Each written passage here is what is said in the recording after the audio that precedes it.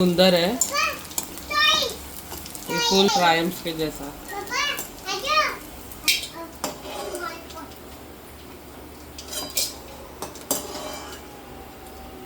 ઘી में આમાં ફ્રાય કર્યું છે ઘીમાં અને ગોંદને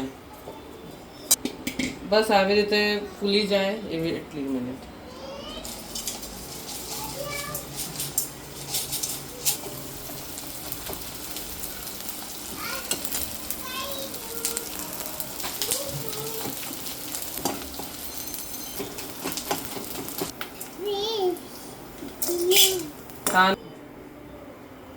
થોડું એવું ઘી પાછું એડ કરશું, ઓછું લાગશે તો પાછું નાખશું। આ ઘઉંનો લોટ છે, ઘીમાં આપણે નાખી દઈશું।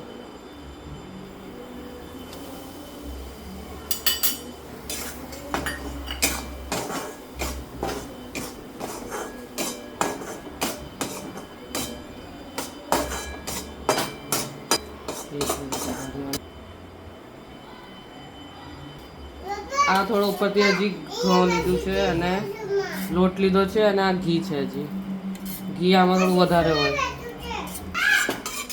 ઘી ઓછું લાગે તો ઉપરથી આવી રીતે નાખી દેવાનું થોડુંક એવું।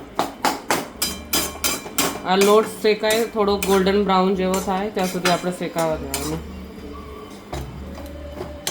ત્યાં સુધી આપણે ગોળનો ભૂકો કરી નાખીએ। ઘી ઓછું લાગે તો નાખવાનું થોડુંક।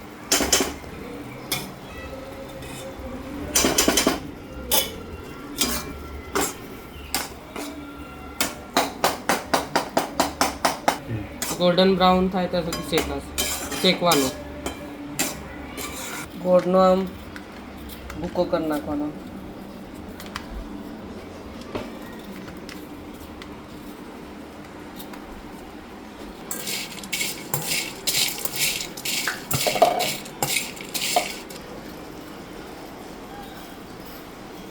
ગોળનો માપ મને નથી ખબર હોય એમને।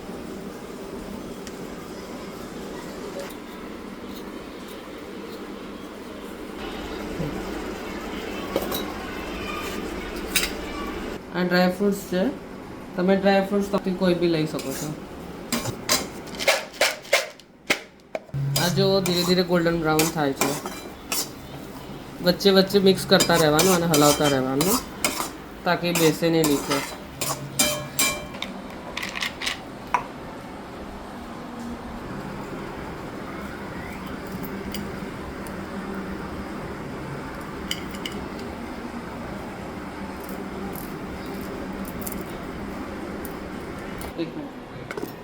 થઈ ગયા છે, એની બીજો ભૂકો છે કોપરાનો।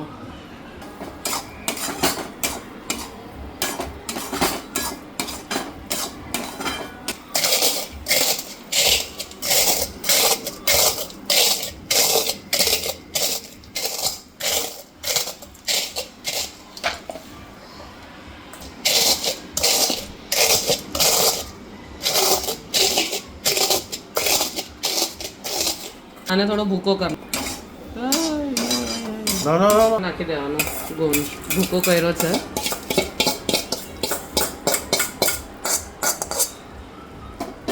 અને સાથે સાથે ડ્રાય ફ્રૂટ્સ બી નાખી દેવાનું અને થોડું કોપરાનો છીણ છે,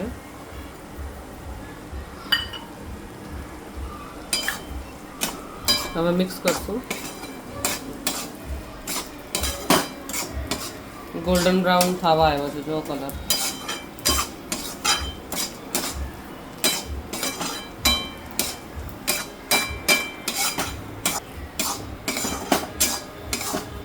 શેકાય છે, આ હજી થોડો શેકાય છે ત્યાં સુધી આપણે એક ડીશ લઈ લેશું, મોટી આવી થાળી જેવી છે। થોડું એવું ઘી લેશું અને ઘી પૂરું થાળીમાં સ્પ્રેડ આવી રીતે કરી નાખવાનું।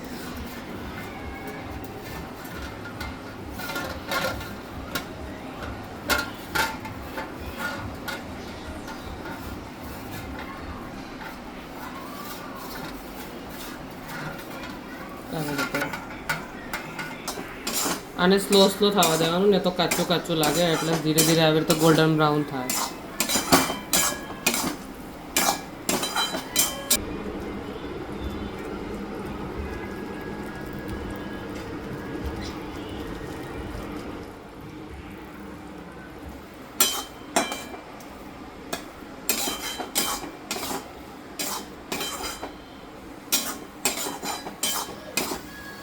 ગેસ બંધ થઈ ગયો છે, ગેસ બંધ કરી દીધો છે.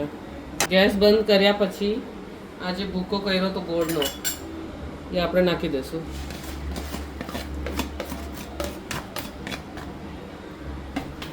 અને મિક્સ કરશું. કન્ટિન્યુઅસ મિક્સ કરવાનો તાકી ગોળ આખો ઓગળી જાય.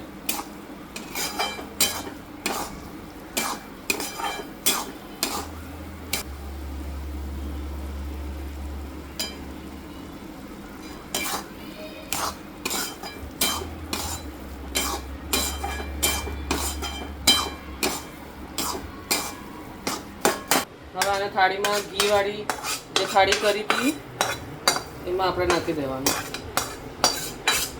ગરમ હોય ત્યારે જ નાખી દેવાનું. હવે આને મિક્સ કરશું. બધી જગ્યાએ પાથરી દઈશું.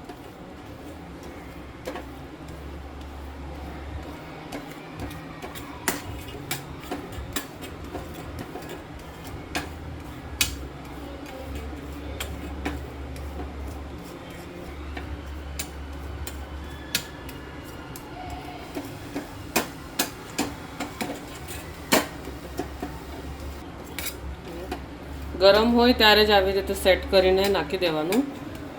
ને તો એ પછી કડક કડક થતું જશે તો એ પાછું પાથરાશે નહીં આમ થાળીમાં. એટલે ગરમ હોય ત્યારે જ થાળીમાં પાથરી દેવાનું.